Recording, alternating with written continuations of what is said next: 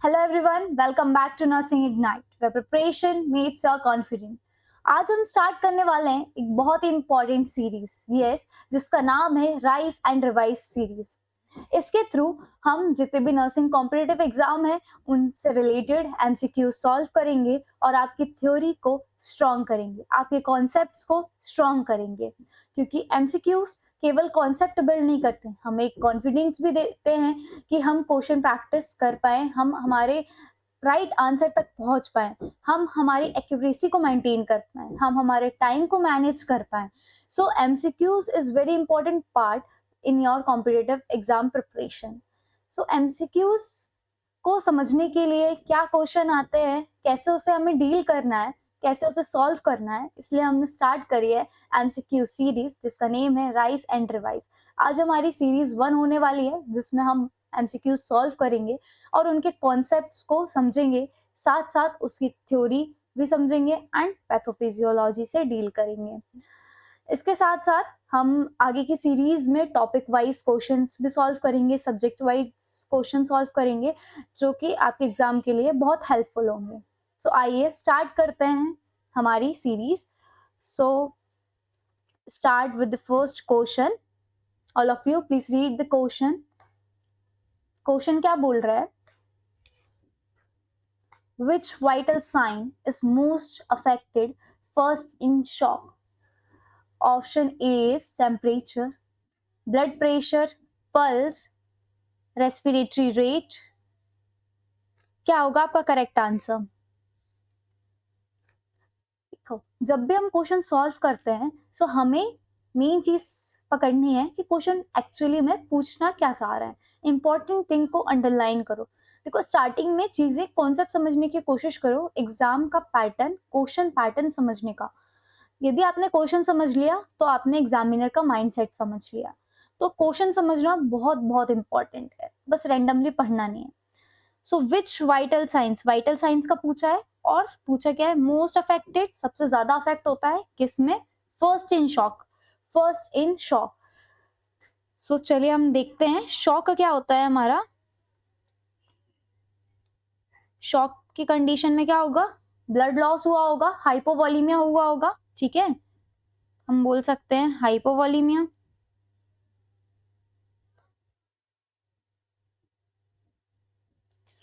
अब हाइपोवॉलीमिया कंडीशन हो गई है बॉडी में, शॉक में हो गया है, ब्लड लॉस हो गया, तो आपकी बॉडी में क्या एक्टिवेट होगा? Sympathetic nervous system. Sympathetic nervous system develop होगा। सिंपैथेटिक नर्वस सिस्टम जैसे ही डेवलप होता है उसका काम क्या होता है? तो आपकी हार्ट रेट को बढ़ा देगा। सो क्या होगा? सबसे पहले रिस्पॉन्स तो आपको क्या देखने को मिलेगा? टैकीकार्डिया मिलेगा कि नहीं? सिंपैथेटिक नर्वस सिस्टम जैसे ही एक्टिवेट हुआ उसने क्या करा? आपकी हार्ट रेट को बढ़ा दिया। हार्ट रेट बढ़ाया, that is known as tachycardia. इसके बाद क्या करता है? टैकीकार्डिया से यदि हम आगे चले, टैकीकार्डिया, ब्लड लॉस हुआ है तो फिर क्या होगा? आपका बीपी भी फॉल होगा, बीपी फॉल होगा, that is known as hypotension. Hypotension हम बोल सकते हैं इसको, है ना। तो अल्टीमेटली शॉक में क्या हो रहा है? हाइपोवॉलीमिक स्टेज होगा, ब्लड लॉस होगा, उसके कारण हमारी बॉडी में क्या होगा? सिंपैथेटिक नर्वस सिस्टम एक्टिवेट होगा। उससे सिंपैथेटिक नर्वस सिस्टम से क्या होगा? पल्स रेट को आपका हार्ट क्या है? कंपनसेट करेगा, कंपनसेट करने की, क्योंकि बॉडी में ब्लड नहीं पहुंच रहा है। सो हार्ट कंपनसेट करेगा, हार्ट कोशिश करेगा कि मैं हार्ट रेट बढ़ाऊं, शायद बॉडी तक ब्लड पहुंचने लगे। तो क्या आ जाएगी बॉडी? टैकीकार्डिया में। लेकिन हार्ट के पास वॉल्यूम ही नहीं आ रही है क्योंकि बॉडी में आपके वॉल्यूम नहीं है, ब्लड लॉस हो गया है। उसके बाद क्या होगा? फिर आपका बीपी फॉल होगा, दैट इज हाइपोटेंशन। तो इसमें क्वेश्चन में पूछा है द फर्स्ट इन शॉक, तो फर्स्ट क्या होगा? पल्स अफेक्ट होगी। मोस्ट अफेक्टेड क्या होगा? सबसे पहले टैकीकार्डिया दिखेगा, दैट इज पल्स। अब सो हमारा करेक्ट आंसर होगा answer C, that is known as pulse. बाकी टेम्परेचर को डायरेक्टली इससे रिलेटेड नहीं है, पर यदि ब्लड वॉल्यूम कम होगी तो टेम्परेचर फॉल होगा। तो ये बाद में चीजें दिखेगी जब आपका ब्लड वॉल्यूम ज्यादा कम हो जाएगी। ब्लड प्रेशर भी इनिशियली सबसे पहले नहीं आता, पहले टैकीकार्डिया होता है, देन हाइपोटेंशन होता है। तो बीपी इनिशियली फॉल नहीं करेगा, शॉक जैसे ही होगा तो इनिशियली बीपी फॉल नहीं करेगा, थोड़े टाइम बाद बीपी फॉल होगा, हाइपरटेंशन मिलेगा। इसमें क्वेश्चन ने पूछा है what will be affected first in shock, तो फर्स्ट हमारा क्या अफेक्ट होगा, रेस्पिरेटरी रेट भी आपकी चेंजेस होंगे बट फर्स्ट नहीं होंगे, the first will be pulse that is tachycardia. Okay, so correct answer will be answer C. चलिए नेक्स्ट क्वेश्चन पे चलते हैं। Read the second question properly. Question क्या बोल रहा है, the primary purpose of hand hygiene in nursing care is to. देखो nursing में हैंड हाइजीन के बिना तो कोई आपके एग्जाम में क्वेश्चंस रह नहीं सकते। सो हैंड हाइजीन एक बहुत इंपॉर्टेंट प्रैक्टिस है, एक बहुत छोटी सी चीज है, लेकिन ये हमारी डे टू डे लाइफ में जब आप कोई भी हॉस्पिटल में कोई भी प्रोसीजर कर रहे हो, hand hygiene is very very important. So इससे related question, the primary purpose हमारा हैंड हाइजीन का क्या है, पर्पस हम क्यों कर रहे हैं हैंड हाइजीन नर्सिंग केयर में। सो ऑप्शंस देखते हैं। Improve nurse appearance, hand hygiene से नर्स का अपीयरेंस बढ़ा देता है इसलिए हैंड हाइजीन करते हो क्या। Prevent cross infection, cross infection को प्रिवेंट करता है क्या। टाइम सेव कर रहा है, हैंड हाइजीन से तो टाइम और लगेगा ना, आप नॉर्मली ऐसे ही केयर करने चले जाओगे तो कम टाइम लगेगा कि हैंड हाइजीन कर रहे हो तो उसमें ज्यादा time. So hand hygiene is time consuming, तो सेम टाइम तो नहीं करेगा। रिमूव विजिबल डर्ट ओनली, सिर्फ हैंड हाइजीन से विजिबल डर्ट निकलती है क्या। देखो main purpose to prevent nosocomial infection, hospital acquired infection, इसके लिए एक बहुत इंपॉर्टेंट एस्पेक्ट है कि हम हैंड हाइजीन की प्रैक्टिस करें। इसमें आपने पढ़ी होंगी 5 movement of hand hygiene, before touching the patient, before any aseptic procedure, after touching the patient, after procedure and after coming in contact with patient surrounding। ये 5 मूवमेंट आपने पढ़ी होंगी कि हम कब कब हैंड हाइजीन हमें करना है, ठीक है। हर प्रोसीजर के बाद जब भी आप पेशेंट से कांटेक्ट में आ रहे हो तब आपको हैंड हाइजीन करना है। सो हैंड हाइजीन का हमारा मेन मोटिव होता है, हमारा मेन पर्पस है टू प्रिवेंट इन्फेक्शन,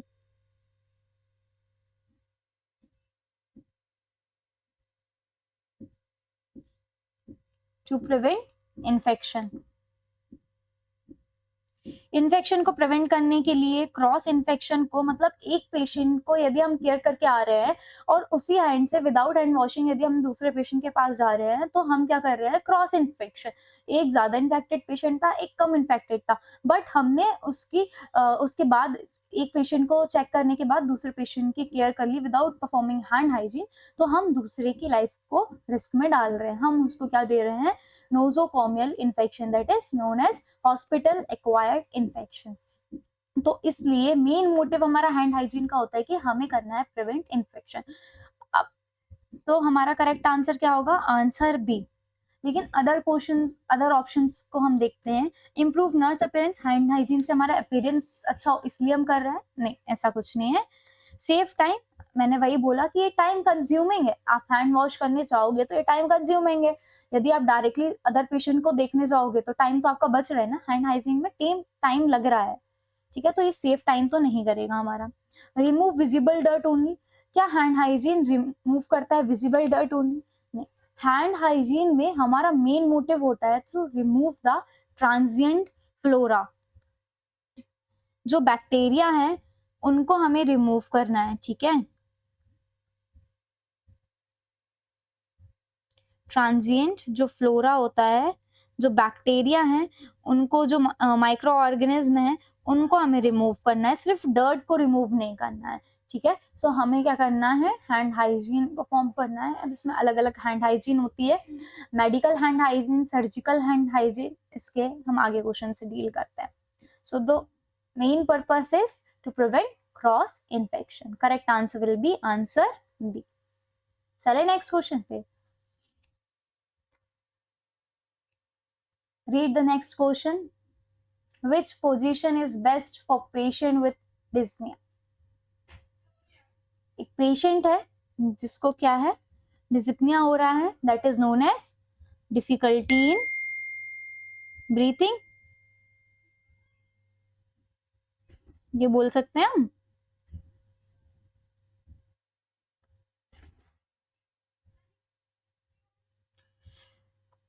तो ऐसे पेशेंट को आप कौन सी पोजीशन दोगे, बेस्ट पोजीशन क्या होगी, उस कंडीशन को इम्प्रूव करने के लिए आप ऐसी क्या पोजीशन दे सकते हो जिससे उसकी जो डिफिकल्टी इन ब्रीदिंग वाली प्रॉब्लम हो रही है वो कहीं ना कहीं उसको रिलीफ मिले। सो ऑप्शन ए बोल रहा है सुपाइन पोजीशन, ऑप्शन बी बोल रहा है prone, option C Fowler, option D Trendelenburg. Supine position आपको पता होगा, फ्लैट लाइन, फ्लैट आप जब लाई करते हो तो उसको हम बोलते हैं सुपाइन पोजीशन। सुपाइन पोजीशन में आप लेटोगे तो क्या ये आपकी जो डिफिकल्टी इन ब्रीदिंग है इसको इम्प्रूव कर पाएगी क्या? प्रोन, ऑन योर एब्डोमेन, यदि आप लाई कर रहे हो फ्लैट ऑन योर एब्डोमेन तो आप अच्छे से ब्रीथ कर पाओगे। फाउलर, फाउलर में क्या होता है आपका हेड एंड अप होता है, ठीक है, हेड एंड अप होता है। 90 डिग्री सेमी फाउलर आपका होता है 60 डिग्री, ठीक है। सो इसके बाद आता है आपका Trendelenburg position. Trendelenburg में क्या होता है आपका, अगेन ट्रेंड लाइन बर्क में क्या होगा आपका, जो आपका हेड एंड है वो डाउन होगा और आपके जो लेग हैं वो क्या होंगे, अप होंगे। सो ये तो आपका होता है क्या, Trendelenburg position. Trendelenburg position में क्या होता है, आपके जो लेग हैं वो अप होंगे और आपका जो हेड है वो डाउन होगा। सो किस पोजीशन में बेस्टली आप ट्रीट कर सकते हो ऐसे पेशेंट को जिसको डिजीज हो रहा है? तो मेनली जब जब ब्रीथिंग में डिफिकल्टी हो रही है तो हमारा मेन मोटिव होना चाहिए कि हम लंग्स को एक्सपांड करें, लंग्स को एक्सपेंशन के लिए जगह मिले। जो आपकी थोरेसिक कैविटी है वो जितने अच्छे से एक्सपांड होगी उतने अच्छे से जो गैसियस एक्सचेंज है वो हो पाएगा। सो हमें क्या करना है, लंग्स को एक्सपांड करना है, हमें थोरेसिक कैविटी को एक्सपांड करना है जिससे गैसियस एक्सचेंज जो हमारी प्रोसेस है, गैसियस एक्सचेंज क्या हो सके, बेटर हो सके। गैसियस एक्सचेंज अच्छे से होगा तो डिफिकल्टी इन ब्रीदिंग नहीं होगी, ठीक है। तो इसके लिए हमारी बेस्ट सूटेड पोजीशन क्या होगी, हमारी फाउलर पोजीशन, जिसमें क्या होगा, हेड एंड अप होगा। सो जो आपका चेस्ट है जिसमें जो थोरेसिक कैविटी है वो इजिली लंग्स क्या होंगे, एक्सपांड होंगे, गैसियस एक्सचेंज अच्छा होगा और क्या होगा, जो पेशेंट को डिजिपनिया हो रहा है उसमें उसको रिलीफ मिलेगा, ठीक है। So our correct answer will be Fowler position. Supine में क्या होगा, फ्लैट हो जाएंगे तो अगेन जो आपके लंग्स है उनको एक्सपांड होने की जगह नहीं मिलेगी। प्रोन में आप ऑन द एब्डोमेन में है तो आपको अगेन डिफिकल्टी होगी ब्रीथिंग में। ट्रेंड लाइन बर्क में हेड एंड अगेन डाउन है एंड लेग अपवर्ड है तो अगेन आपको क्या होगा, डिफिकल्टी होगी, लंग एक्सपांशन नहीं हो पाएंगे।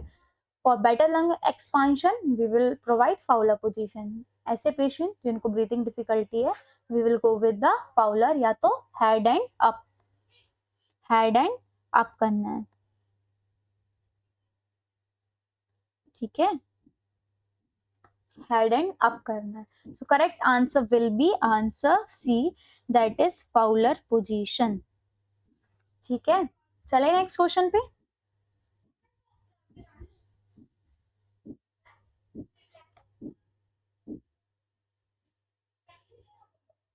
Oxygen therapy should be humidified when flow rate exceeds 2 liter per minute, 3 liter per minute, 4 liter per minute, 6 liter per minute.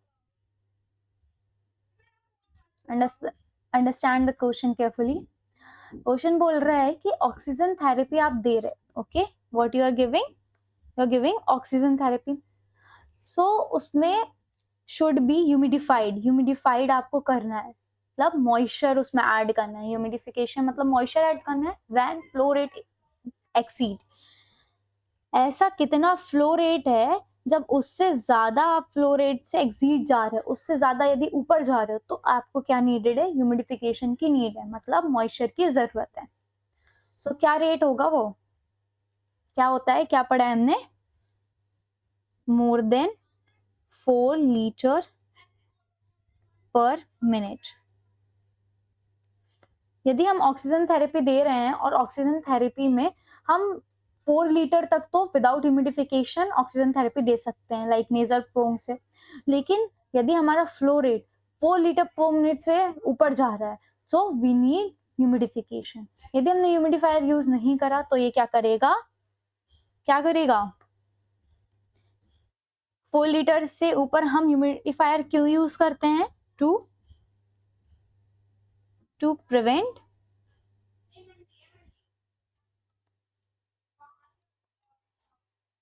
Mucosal dryness.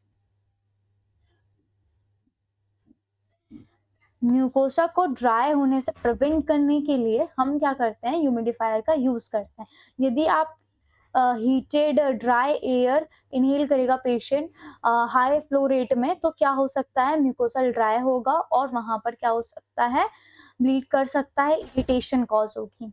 Okay, सो जब भी आप 4 लीटर पर मिनट से ज्यादा फ्लो रेट बढ़ाते हो, always use humidifier. Is it clear?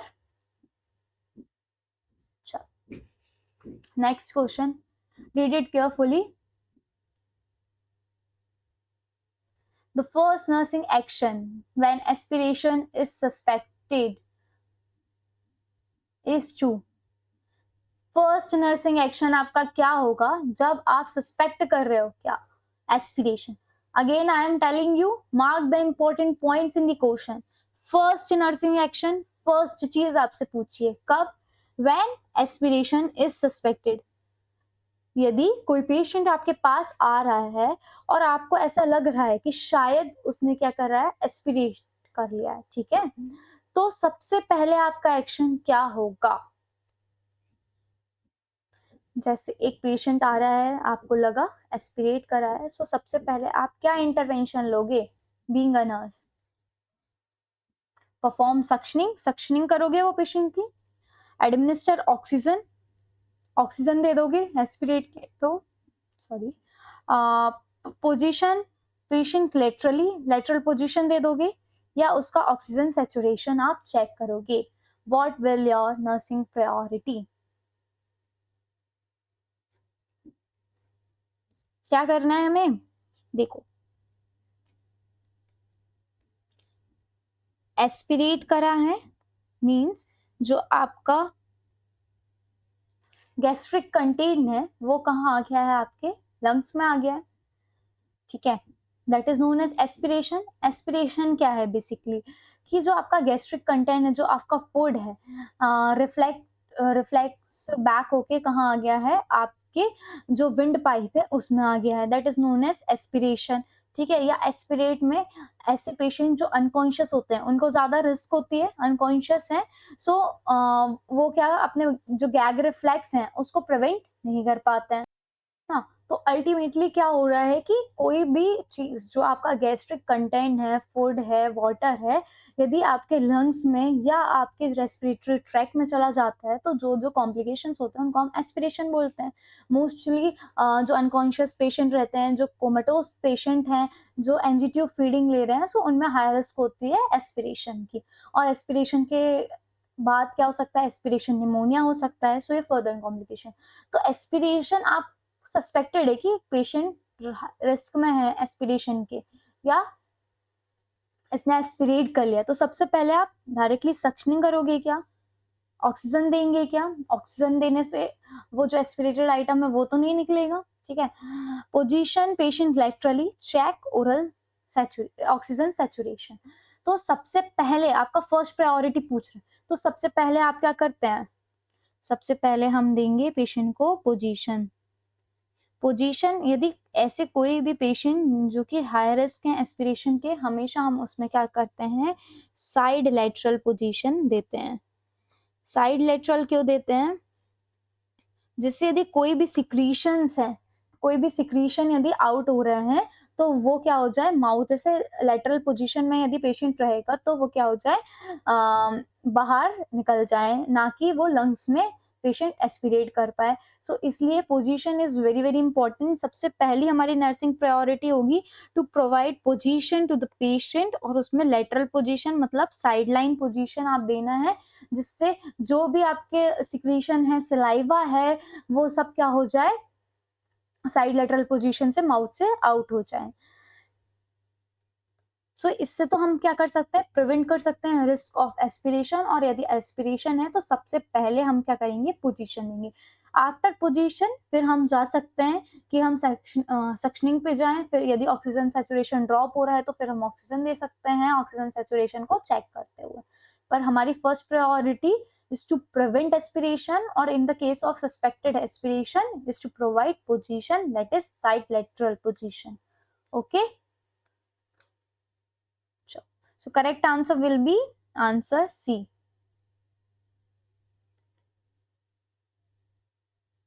Next question पढ़ेंगे, the first physiological response to hemorrhage is, first physiological response पूछा है किस कंडीशन में, हैमरेज में। हैमरेज क्या होता है,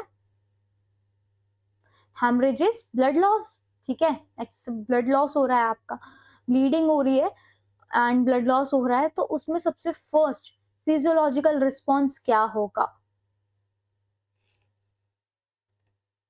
ये क्वेश्चन आई थिंक हमने अभी डील करा है, बता पाएंगे इसका करेक्ट आंसर। तो ये तो सेम क्वेश्चन है, बस क्वेश्चन देखो, हमने वहां पर कॉन्सेप्ट सीखा था, वो सेम कॉन्सेप्ट को आपको इस क्वेश्चन में अप्लाई करना है। बस क्वेश्चन को थोड़ा सा ट्विस्ट कर दिया, वहां लिखा था शॉक, फर्स्ट साइन, फर्स्ट क्या चीज अफेक्ट होगी, मोस्ट अफेक्टेड होगी शॉक में। तो शॉक में क्या हो रहा था, हमने पढ़ा था हाइपोवॉलीमिया, क्यों, क्योंकि ब्लड लॉस हो रहा था, हैमरेज हो रहा था, ठीक है, हाइपोवॉलीमिया के कारण। अब यहाँ पर क्या फर्स्ट फिजियोलॉजिकल रिस्पॉन्स पूछा है, हैमरेज। हैमरेज यदि ब्लड लॉस होगा तो अगेन यहाँ पर भी सेम लॉजिक लगेगा कि नहीं लगेगा, बस क्वेश्चन को कैसे घुमाया है आपको यहीं की यहीं चीज क्लियर हो रही है, ठीक है। First physiological response in haemorrhage, again हमने बोला कि हेमरेज होगा मतलब ब्लड लॉस होगा, यदि ब्लड लॉस होगा तो क्या होगा, ब्लड लॉस होगा तो बॉडी में हाइपोवॉल्यूमिया, वॉल्यूम कम हो जाएगी, ब्लड लॉस होने के कारण क्या हो जाएगा, हाइपोवॉलीमिया। हाइपोवॉलीमिया के कारण क्या होगा, आपकी बॉडी में सिंपैथेटिक नर्वस सिस्टम एक्टिवेट होगा। सिंपैथेटिक नर्वस सिस्टम एक्टिवेट होगा तो अगेन टैकीकार्डिया होगा, सबसे पहले हार्ट रेट को वो इंक्रीज करेगा, वो वॉल्यूम को वो कोशिश करेगा कि हार्ट से ज्यादा वॉल्यूम हम पूरी बॉडी में सप्लाई कर पाए, लेकिन वॉल्यूम ही नहीं है तो कैसे सप्लाई होगा, तो अल्टीमेटली सबसे पहले तो क्या होगा, tachycardia. So tachycardia is known as increased heart rate. तो फर्स्ट फिजियोलॉजिकल रिस्पॉन्स तो क्या दिखेगा हमें, इंक्रीज हार्ट रेट। उसके बाद क्या होगा, ब्लड वॉल्यूम नहीं है तो क्या होगा, hypotension. Hypotension is known as drop in BP, decrease BP, blood pressure है वो कम हो जाएगा, ठीक है। फिर आपके जो ऑर्गन्स हैं, जो वाइटल ऑर्गन है, वहां तक क्या ब्लड नहीं पहुंच पाएगा, ब्लड नहीं पहुंचेगा किडनी तक, तो क्या होगा, यूरिन आउटपुट रिड्यूस हो जाएगा, ठीक है। अगेन आपका जो सिंपैथेटिक एक्टिवेट होगा तो वो इंक्रीज करेगा रेस्पिरेटरी रेट, क्योंकि ऑक्सीजन भी डिलीवर नहीं हो पा रहा है सेल एंड टिश्यू तक, तो अगेन ये सारी चीजें चेंजेस दिखेंगी। पर सबसे पहले क्या होगा, जैसे ही सिंपैथेटिक एक्टिवेट होगा तो सबसे पहले क्या होगा, टैकीकार्डिया होगा, that is known as increase heart rate. So our answer will be answer C. The first physiological response in hemorrhage is increased heart rate, that is known as tachycardia. Clear है? चले next question पे। Okay,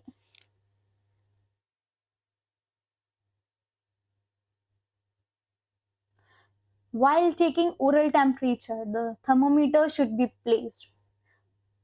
question में पूछ रहा है यदि आप oral temperature लिख रहे हो, ठीक है, वी ऑल्दो ये रिकमेंडेड नहीं है, ओरल टेम्परेचर को हम अवॉइड करते हैं, बट यदि आप ले रहे हो ओरल टेम्परेचर तो थर्मामीटर को आप कहाँ प्लेस करोगे। So our options are under the tongue के अंडर करोगे, on the cheeks, between lips, या नियर टॉन्सिल्स, कहाँ आप प्लेस करोगे थर्मामीटर। देखो थर्मामीटर की जो प्लेसमेंट होती है, हम जितने भी एरियाज पढ़ते हैं उसमें हमारा मेन चीज होती है कि जहां पर ब्लड सप्लाई ज्यादा हो, या हम बोल सकते हैं कैपिलरी एंड पे, कैपिलरीज एंड पे, ठीक है। सो आप आर्मपिट में लगाते हो, ठीक है, एंड आप माउथ में लगाते हो, तो माउथ में यदि हम चीक्स में तो लगाएंगे नहीं, हमें बाहर का टेम्परेचर तो नहीं लेना, हमें बॉडी का टेम्परेचर लेना है, सो चीक्स तो बिल्कुल ही गलत हो जाएगा। बाकी ऑप्शन देखते हैं। नियर टॉन्सिल, टॉन्सिल के नियर यदि आप लगाते हो तो जो आप फूड लेते हो, जैसे कि आपने कुछ हॉट ड्रिंक या कोल्ड ड्रिंक्स वगैरह चीज़ ली हुई है, तो वो जो आपका टेम्परेचर है, कोर बॉडी टेम्परेचर है, वो अल्टर्ड हो जाएगा, उस आपके जो फूड जो आपने इंजेस्टेड फूड कराया है, उससे अल्टर्ड हो सकता है। सो नियर टॉन्सिल हम यूज़ नहीं करते हैं।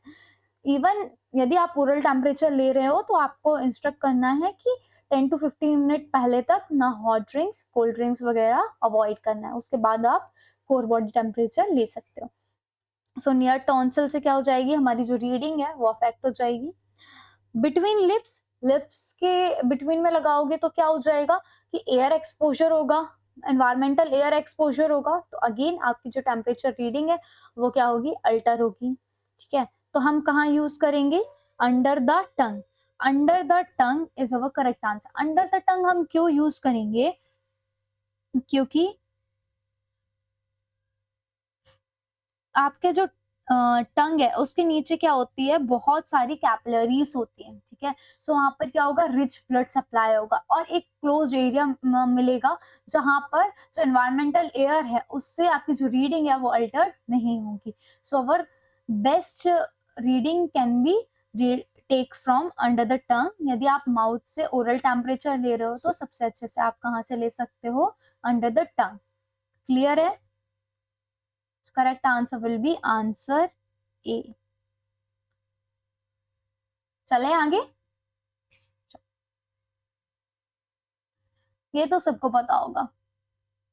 Which is the correct order of step in nursing process? Nursing college में सिर्फ नर्सिंग प्रोसेस तो बनाई है, असाइनमेंट्स बनाए हैं, सो ये ऑर्डर तो बिल्कुल सबको पता होगा।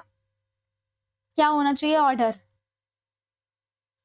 Assessment, diagnosis, assessment, planning, evaluation, implementation, assessment, diagnosis, planning, implementation and evaluation, planning, diagnosis, assessment, implementation, evaluation, assessment, planning, diagnosis, implementation, evaluation। क्या होता है, जब भी हम नर्सिंग प्रोसेस करते हैं, और ये जो हमारी नर्सिंग प्रोसेस है एक बहुत इंपॉर्टेंट रोल प्ले करती है हमारी हर चीज में। जितने भी आप क्वेश्चन सॉल्व कर रहे होगे उसमें प्रायोरिटी डिसाइड करने में आपका जो नर्सिंग प्रोसेस है वो बहुत हेल्पफुल होता है कि आपको कैसे आपकी प्रायोरिटी सेट करनी है। सो हमेशा जितने भी क्वेश्चंस होंगे, यदि किसी चीज में आएगा नर्सिंग प्रायोरिटी, तो हमें सबसे पहले आपको ये ध्यान रखना है, before doing any test, our first responsibility is to assess the patient condition. सबसे पहला first and foremost thing is to assess. एक पेशेंट आपके पास आ रहा है, ये कंप्लेन करके आ रहा है, पूरा सिनेरियो क्वेश्चन करके भी देगा, और यदि उसमें असेसमेंट है, कोई भी एक्शन से पहले यदि असेसमेंट है, असिस द कंडीशन, असिस द रीडिंग, तो सबसे पहले आपका आंसर जाएगा असेसमेंट पर। ये बहुत बहुत इंपॉर्टेंट पॉइंट है, आप बहुत सारे क्वेश्चन को ये वाले पॉइंट से सॉल्व कर सकते हो। तो नर्सिंग प्रोसेस की जो स्टेप है उनको ध्यान में रखना है, क्योंकि ये डायरेक्टली अदर क्वेश्चन को सॉल्व करने में हमारे लिए बहुत इंपॉर्टेंट साबित होंगे। तो सबसे पहले यदि हम बात करते हैं, एक पेशेंट आपके पास आ रहा है कोई भी कंप्लेन लेके, तो आपकी प्रायोरिटी क्या होगी, नर्सिंग प्रोसेस मतलब आप किस, आपका क्या एक रोड मैप है जिस पे आप उसको ट्रीट करोगे, जिससे आप उसको असिस्ट करोगे। तो सबसे पहले तो यदि कोई भी पेशेंट आता है तो सबसे पहले आप क्या करते हो, असिस कंडीशन, उसकी हम कंडीशन असिस करते हैं, उसकी फिजियोलॉजी असिस करते हैं, वाइटल साइंस लेते हैं, वाइटल साइंस लेते हैं, उनके साइन एंड सिम्टम्स करते हैं, उनसे क्वेश्चन पूछते हैं, उनसे हिस्ट्री लेते हैं। तो सबसे पहले तो हम क्या करते हैं, असेसमेंट करते हैं। ठीक है, हम हेड टू टो क्या करेंगे, असेस करेंगे, क्या नॉर्मल है, क्या एबनॉर्मलिटी है, क्या दिक्कत है, क्या नॉर्मल फिजियोलॉजी है, क्या एबनॉर्मलिटी है। आपने सबसे पहले क्या कर लिया, असेसमेंट। अब असेसमेंट के बाद अब आप क्या करते हो, on the basis of assessment, history, test, इन सब के बेसिस पे आप क्या बनाओगे, आप डायग्नोसिस, डायग्नोसिस बनाओगे कि क्या दिक्कत आ रही है। असेसमेंट के बाद क्या करोगे, आप डायग्नोसिस बनाया कि कॉज क्या है, अल्टीमेटली ये प्रॉब्लम क्या है। अब वो प्रॉब्लम तो आपने बना ली, असेस करने के बाद उन सब के बेसिस पे प्रॉब्लम बना ली। अब आपके पास क्यों आया है हॉस्पिटल में, वो प्रॉब्लम से को ट्रीट करवाने के लिए आया। अब आप वो प्रॉब्लम को ठीक करने के लिए क्या करोगे, एक प्लान बनाओगे। ठीक है, सोचोगे कि यदि एक पेशेंट है जिसको रिस्क है प्रेशर सोर की, तो आपने असेस करा उसकी रिस्क, ठीक है? आपने स्केल से मेज़र करा कि ये हाई रिस्क में है प्रेशर सोर से। तो उसके लिए आपने क्या डायग्नोसिस बना लिया। डायग्नोसिस बनाने के बाद आपने क्या करा प्लानिंग करी। प्लानिंग क्या करी जैसे कि ये पेशेंट यदि रिस्क में है ना? तो हमारा गोल क्या होगा, हमारा प्लानिंग क्या होगा कि हमें इस चीज़ को प्रिवेंट करना है कि हम इसकी क्या कर सकते हैं, हर 2 आवरली पोज़ीशन चेंज कर सकते हैं, जिससे हम प्रिवेंट कर सकते हैं उसको बेड सोर की रिस्क से। तो ये चीज़ हमने क्या करा, एक प्लान बना लिया। अब प्लान तो बना लिया, लेकिन प्लान बनाने बस से वो ठीक हो जाएगा क्या? नहीं। आपने बना लिया कि हर 2 घंटे में मैं पोज़ीशन चेंज करूँगी, लेकिन आपने पोज़ीशन हर 2 घंटे में चेंज करी ही नहीं। तो क्या बेड सोर की रिस्क को आप प्रिवेंट कर सकते हो? नहीं। तो इसके बाद प्लानिंग के बाद इम्पोर्टेंट चीज़ है, सबसे इम्पोर्टेंट होता है कि इम्प्लीमेंटेशन, ठीक है? इम्प्लीमेंटेशन। अब जो चीज़ आपने प्लान करा है, उसको क्या करना है, आपको इम्प्लीमेंट भी करना है, ठीक है? सबसे पहले आपने क्या करा असेसमेंट। असेसमेंट के बाद क्या बनाया आपने डायग्नोसिस। डायग्नोसिस के बाद गोल या बोल सकते हो आप प्लानिंग। अब प्लानिंग के बाद आपने क्या करा इम्प्लीमेंट। जो चीज़ आपने प्लान करा था कि मैं हर 2 आवरली पोजीशन चेंज करूँगी, अब आप 2 आवरली उस जो आपका प्लान है उसको इम्प्लीमेंट करा, आपने पोजीशन चेंज करी। इसके बाद एट लास्ट आप क्या करोगे इवैल्यूएट करोगे कि अर्लियर क्या कंडीशन थी और अब क्या कंडीशन है, कितना आउटकम है, कितना इम्प्रूवमेंट हुआ है उस कंडीशन में। तो ये आपकी प्रोसेस रहेगी। The first thing is assessment. Assessment के बाद क्या होगा हमारा डायग्नोसिस। डायग्नोसिस के बाद क्या करते हैं हम प्लानिंग। प्लानिंग के बाद इम्प्लीमेंटेशन और इम्प्लीमेंटेशन के बाद क्या होगा आपका इवैल्यूएशन या फाइनल आउटकम। तो ये रहेगी आपकी प्रोसेस और ये बहुत इंपॉर्टेंट है आपके जो other question scenario based question आएंगे उनको सॉल्व करने में। जब आपसे पूछा जाएगा first nursing action, priority nursing intervention, तो उसमें आपका क्या आ जाएगा, सबसे पहले first and foremost thing will be assessment. So हमारे यहाँ देखते हैं करेक्ट आंसर क्या है। Assessment, diagnosis, planning, implementation and evaluation. So the correct answer will be answer B. Okay. I hope आपको समझ में आ रहा होगा। चलो नेक्स्ट क्वेश्चन रीड करेंगे। Which factor most increases the risk of pressure ulcer? देखो प्रेशर की बात कर रहे थे और प्रेशर अल्सर का क्वेश्चन आ गया। ऐसा कौन सा फैक्टर है जो कि इंक्रीज कर रहा है, most increases the risk of pressure ulcer? सबसे ज्यादा, बहुत सारे ऑप्शन है बट इसमें से मोस्ट पूछा है risk of pressure ulcer. High protein diet, high protein diet से प्रेशर अल्सर होने के रिस्क होते हैं क्या? फ्रीक्वेंट रिपोजिशन, आप बार बार पोजीशन चेंज कर रहे हो इसके कारण।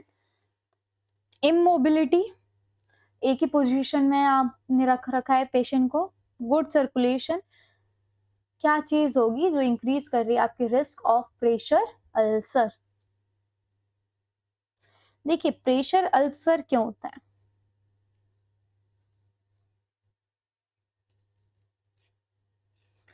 प्रेशर अल्सर का मेन चीज होता है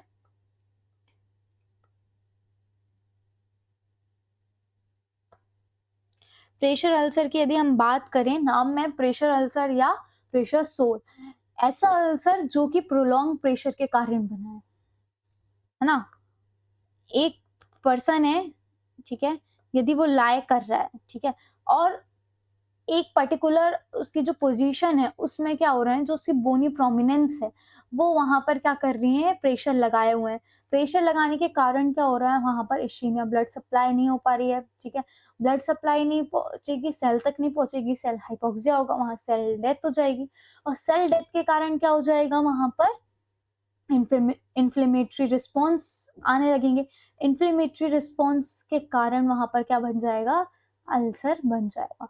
तो प्रेशर अल्सर से कैसे अल्सर बन रहा है कि यदि आप प्रोलॉन्ग प्रेशर लगा के रखे हैं, एक बार फिर से सुनना, कि यदि आपने प्रेशर लगा रखा है, वहाँ पर ब्लड सप्लाई नहीं जा पाएगी, इंटरप्टेड हो जाएगी ब्लड सप्लाई नहीं जाएगी तो ऑक्सीजन नहीं जा पाएगा, वहाँ के जो टिश्यू है, वहाँ के जो सेल है, उसको क्या ऑक्सीजन नहीं मिल पा रही, ऑक्सीजन नहीं मिल पाएगी, हाइपोक्सिया में सेल क्या हो जाएंगे, डेथ हो जाएंगे, सेल डेथ होने के कारण उसके वहाँ पर क्या हो जाएगी, इन्फ्लेमेटरी प्रोसेस स्टार्ट होगी और उसके बाद वहाँ पर क्या बन जाएगा, अल्सर।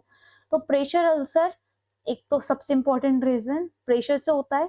फ्रीक्वेंट पोजीशन चेंज कर रहे हो तो भी होता है, क्योंकि आपकी जो बॉडी है, जो आपकी स्किन है, वो क्या होगी, इरिटेट होगी, ठीक है। इसके साथ साथ आपका जो शेयर प्रेशर होता है उनके कारण होता है और मॉइस्चर के कारण, ये कुछ इसके कॉज है। तो इसमें पर पूछा है कि सबसे इम्पोर्टेंट कॉज क्या है, सबसे इम्पोर्टेंट रिस्क क्या है, मोस्ट इंक्रीजेस, सबसे ऐसी कौन सी चीज जो सबसे ज्यादा इंक्रीज कर देती है। तो प्रेशर कब होगा, जब आप एक ही पोजीशन में प्रोलॉन्ग पीरियड ऑफ टाइम के लिए लाई कर रहे हो, या तो आपकी सुपाइन पोजीशन होगी, ठीक है। तो उसमें क्या होता है कि जो आपके बोनी प्रोमिनेंस होते हैं, जैसे एल्बो होता है, सेक्रम होता है, वहां पर ज्यादा रिस्क होती है, क्योंकि आपकी जो बोन है वो स्किन को क्या करती है, इरिटेट करती है प्रेशर के कारण।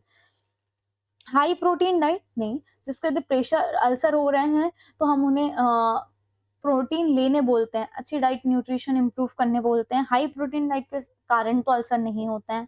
फ्रीक्वेंट रिपोजिशनिंग, हाँ फ्रीक्वेंट रिपोजिशन आप कर रहे हो तो उस चीज से बार बार यदि कर रहे हो तो स्किन इरिटेट हो सकती है, पर यदि आपने बार बार पोजीशन चेंज कर रहे हो तो वो एक इंपॉर्टेंट है, जिससे आप क्या कर रहे हो कि इंप्रूव कर सकते हो, प्रिवेंट कर सकते हो प्रेशर अल्सर को। सो इसमें एक इम्पॉर्टेंट चीज होता है कि एवरी 2 आवरली आपको यदि रिस्क है कि प्रेशर अल्सर डेवलप हो सकता है, तो एवरी 2 आवरली आपको क्या करना है, पोजीशन चेंज करना है। पोजीशन चेंज करोगे उससे तो क्या होगा, आप प्रिवेंट कर रहे हो रिस्क ऑफ प्रेशर अल्सर, ना कि बढ़ा रहे हो। यहाँ क्या पूछा है, ऐसी कौन सी कंडीशन है जो इंक्रीज कर रही है प्रेशर अल्सर की रिस्क ने।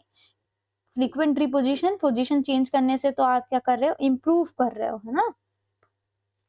इमोबिलिटी, इमोबिलिटी मतलब no, lack of movement, movement नहीं हो रही, यस मूवमेंट नहीं होगी तो एक ही पोजीशन में रहेंगे, प्रेशर लगेगा तो क्या हो जाएगा, प्रेशर अल्सर। इमोबिलिटी को हम बोल सकते हैं, लेकिन मोस्ट पूछा है तो बाकी ऑप्शन भी देखते हैं।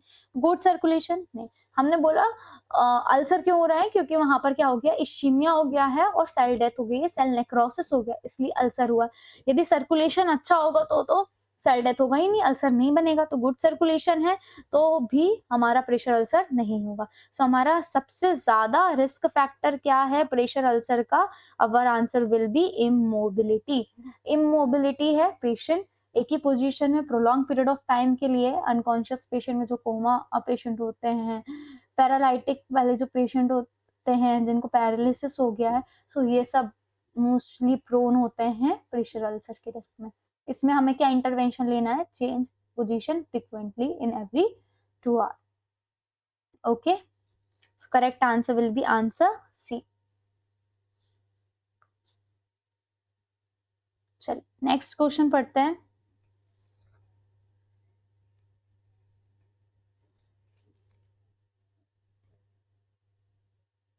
The best method to confirm correct patient identity before medication administration। को मेडिकेशन एडमिनिस्ट्रेशन भी बहुत इंपॉर्टेंट टॉपिक है। अल्टीमेटली जब आप एज ए नर्सिंग ऑफिसर बन के जाओगे तो मेडिकेशन एडमिनिस्ट्रेशन के एरर आप ना करो, इसलिए ये बहुत इंपॉर्टेंट टॉपिक है आपके लिए भी and exam point of view से भी। सो क्वेश्चन में पूछा है best method, we have to focus on the main thing in the question. Best method क्या है, जिससे आप क्या करोगे, कंफर्म करेक्ट पेशेंट, आप आइडेंटिटी बिफोर मेडिकेशन एडमिनिस्ट्रेशन। आप मेडिकेशन एडमिनिस्ट्रेशन करने गए हो, एक आप मेडिसिन लेके गए हो, ऐसी क्या चीज है, बेस्ट मेथड है जिससे आप वो पेशेंट की आइडेंटिटी को कंफर्म कर सकते हो कि वही पेशेंट है कि नहीं जिसकी मेडिसिन आप लेके आए हो। So option A is asking bed number, bed number पूछ के आप पता लगा लोगे कि इसी पेशेंट की मेडिसिन है। आस्किंग पेशेंट नेम ओनली, बस उसका नाम पूछ लोगे तो आप उसको लगा दोगे वो medicine. Check ID band, ID band check करने से क्या, सिर्फ आईडी बैंड चेक करने से आप लगा दोगे वो medicine. Check ID band and asking name, इसमें दो चीज है, आईडी बैंड भी चेक करोगे और उसका नेम भी पूछोगे। उसके बाद आता है आस्किंग अटेंडेंट, क्या अटेंडेंट से पूछोगे कि ये वही पर्सन है जिसको मेडिसिन लगानी है और फिर मेडिसिन लगा दोगे क्या? ऐसा करोगे? ऐसा नहीं करना है। आपको जब भी आप कोई मेडिसिन एडमिनिस्ट्रेशन करने जा रहे हो तो you always need to check to identity of the person. आपको फाइल से नेम देख के चीजें कंफर्म नहीं करनी है। बैड नंबर में आप बैड नंबर देखोगे, बैड नंबर पूछोगे और बैड नंबर में हो सकता है दूसरा पेशेंट आके बैठ गया या पेशेंट का टेंडर बैठा हो तो उसको मेडिसिन लगा दोगे क्या? नहीं। सो बेड नंबर पूछ के तो बिल्कुल आपको नहीं लगानी है मेडिसिन, तो ये ऑप्शन नंबर होता है हमारा गलत। आस्किंग अटेंडेंट, अटेंडेंट से पूछोगे कि इसका नाम यही है क्या, इसका नाम राम है क्या, यही पेशेंट है क्या? नहीं, अटेंडेंट से नहीं पूछना है, आपको पेशेंट से खुद से पूछना है, ठीक है। So asking patient name only, कि पेशेंट का नेम पूछ सकते हैं हम। बाकी checking ID band and asking name, ID band check करोगे और नेम भी पूछोगे। Yes, ID band is very very important. आपको क्या करना है, मैंने बोला कि हमेशा क्या करना है, दो आइडेंटिटी चेक करनी है। जब जब पॉसिबल हो टू आइडेंटिटी आपको क्रॉस चेक करनी है पेशेंट की, क्योंकि मेडिसिन एरर नहीं होना चाहिए। तो दो आइडेंटिटी के लिए सबसे मोस्ट इंपॉर्टेंट थिंग है आईडी बैंड चेक करो। आईडी बैंड में आपको पेशेंट की आइडेंटिटी मिलेगी, नेम मिलेगा, सरनेम मिलेगा और जो आपका हॉस्पिटल नंबर होता है, जो हॉस्पिटल यूनिक आईडी होती है, आप उसको क्रॉस चेक करके कंफर्म कर सकते हो कि ये वही पेशेंट है कि नहीं है। तो इसमें क्या हो रहा है, आपने आईडी बैंड से नेम भी चेक करा, हॉस्पिटल यूनिक आईडी भी चेक करी एंड पेशेंट से उसका नेम भी पूछा। तो ये सबसे अच्छी मेथड होगी आई थिंक, कि आप जिससे कंफर्म कर सकते हो कि ये वही पेशेंट है जिसको आपको मेडिसिन एडमिनिस्टर करनी थी, right. So our correct answer will be answer C, checking ID band and asking name to the patient. Okay, चलो नेक्स्ट क्वेश्चन पढ़ेंगे। The purpose of back care in bedridden patient is, को हमने बोला जो bed ridden patient होते हैं सो उनमें बहुत ज्यादा रिस्क होती है ना। किसकी रिस्क होती है? बैक सोर की, प्रेशर सोर की। तो उन पेशेंट्स में हम क्या करते हैं, बैक केयर करते हैं। तो वो बैक केयर का पर्पस क्या है वो पूछ रहा है आपसे question. Improve skin colour only, back care से क्या होगा, स्किन कलर इंप्रूव करने के लिए हम बैक केयर कर रहे हैं। Provide relaxation and prevent pressure सोर, हम रिलैक्स करने के लिए और प्रेशर सोर को प्रिवेंट करने के लिए हम बैक केयर कर रहे हैं। इंक्रीज एपेटाइट, भूख बढ़ाएगा क्या, बैक केयर करने से भूख बढ़ेगी क्या? रिड्यूस फीवर, बैक केयर करने से फीवर कम हो जाएगा क्या? हमने वही बोला कि यदि बेड रिडन है, मोस्ट रिस्क क्या रहती है, बेड सोर की, ठीक है, बेड सोर की। अब बेड सोर में हमने देखा था बेड सोर क्यों हो रहे थे, क्योंकि डिक्रीज क्या हो रही थी, डिक्रीज हो रही थी ब्लड सप्लाई, ब्लड सप्लाई क्या हो रही थी, कम हो रही थी। ब्लड सप्लाई कम होने के कारण क्या हो रहा था, प्रेशर सो हो रहे थे। तो हम कुछ ऐसी चीज करें जहां जिससे क्या हो सके, सर्कुलेशन इंप्रूव हो जाए। सो सर्कुलेशन इंप्रूव करने के लिए, इश्यमिया को प्रिवेंट करने के लिए, हाइपोक्सिया को प्रिवेंट करने के लिए, सेल डेथ को प्रिवेंट करने के लिए हमें क्या करना है, सर्कुलेशन को इम्प्रूव करना है। एंड सर्कुलेशन को इम्प्रूव करने के लिए हम क्या करते हैं, बैक केयर करते हैं, बैक केयर करते हैं, बैक मसाज करते हैं। उससे क्या होगा कि जो पेशेंट है वहां पर ब्लड सर्कुलेशन अच्छा हो जाएगा, जो स्टैग्नेंट ब्लड है वो क्या करने लगेगा, सर्कुलेट होने लगेगा, ब्लड सप्लाई अच्छी होने लगेगी। तो उससे हम प्रिवेंट कर सकते हैं रिस्क ऑफ प्रेशर सोर। सिर्फ ये स्क्रीन का कलर इंप्रूव नहीं करेगा, फीवर, बैक केयर से कैसे फीवर रिड्यूस होगा, नो। भूख कैसे बढ़ेगी, नहीं। पेशेंट को रिलैक्स फील होगा, पेशेंट विल फील रिलैक्स, ठीक है, यस। सो ये रिलैक्सेशन देगा और साथ साथ क्या करेगा, प्रिवेंट करेगा प्रेशर सोर, प्रेशर सोर की रिस्क को प्रिवेंट करेगा। लेकिन सो वो correct answer will be answer B. लेकिन साथ साथ हमें बैक केयर, यदि ऑलरेडी इरिटेटेड स्किन है, रेड होगी, रैशेस है, उस पेशेंट में आपको बैक केयर नहीं करनी है। बैक केयर करोगे तो फर्दर स्किन क्या हो जाएगी, इरिटेट हो जाएगी। सो बैक केयर आप पहले कर सकते हो जब इसके नॉर्मल है, जिससे सर्कुलेशन आप इम्प्रूव करते रहो. Okay, correct answer will be answer B. Moving toward the next question. While making an occupied bed, the nurse should. Occupied bed बनाना है आपको, तो कैसे बनाओगे? Pull patient toward edge. Change linen from one side at a time. Remove all linen at once. Place patient prone.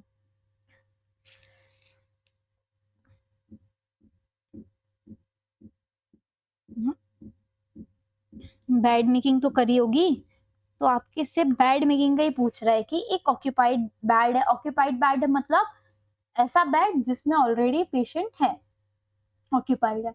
तो आप कैसे bed making करोगे? पुल patient toward as, patient को खींच लोगे एज, मतलब किनारे में, जो बेड है उसके किनारे में. चेंज करोगे linen from one side at a time, एक साइड से एक बार में और फिर एक साइड से एक बार में, ऐसे करोगे. Remove all linen and once, पूरा जो लिनन है, पूरी जो आपकी बेडशीट है उसको पूरा एक बार में रिमूव कर लोगे. कि पेशेंट को बोलोगे आप प्रोन हो जाओ और फिर आप रिमूव करोगे, चेंज करोगे बेड से. कैसे करोगे, कैसे करते हैं?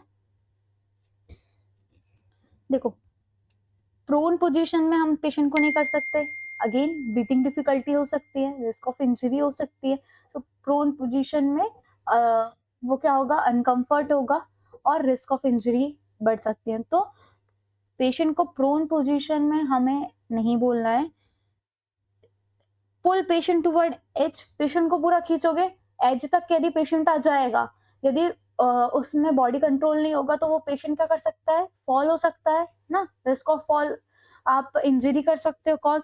तो पेशेंट को एज की तरफ बुला के और फिर बेडशीट चेंज करोगी, तो ये क्या कर रहे हो, आप उसको रिस्क में डाल रहे हो, रिस्क ऑफ फॉल में. तो ऐसा बिल्कुल नहीं करना है हमें, ठीक है.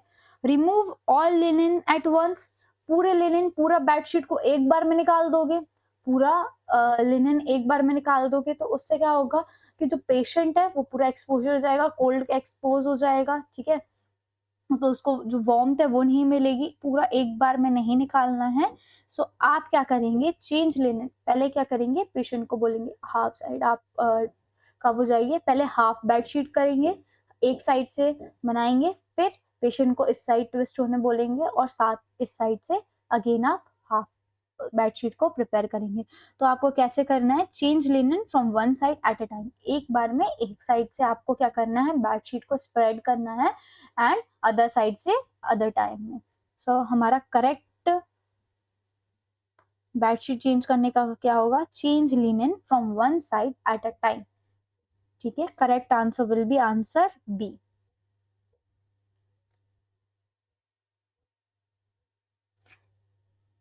सो ये था आज का सेशन. आई होप आपको सारे क्वेश्चन समझ में आए होंगे. आज हमने बेसिक से स्टार्ट करा है. हमारे जो बेसिक क्वेश्चंस हैं, थोड़े जो कॉन्सेप्ट्स हैं, हम पहले उनको रिवाइज करते हैं. फिर आगे हम हमारे जो एमसीक्यूज रहेंगे उसको एक एक टॉपिक वाइज हम क्वेश्चन सॉल्व करेंगे. फिर उसके साथ साथ हम सिनेरियो बेस्ड क्वेश्चन पे भी जाएंगे. एंड आई होप आपको समझ में आई होगी आज की क्लास. और आपको कौन से टॉपिक पे एमसीक्यूज चाहिए है, कौन किस टाइप के क्वेश्चन चाहिए हैं, सिनेरियो बेस्ड क्वेश्चन चाहिए है, so please let me know. I will help you in your MCQ solving. So thank you for joining today's session. Okay.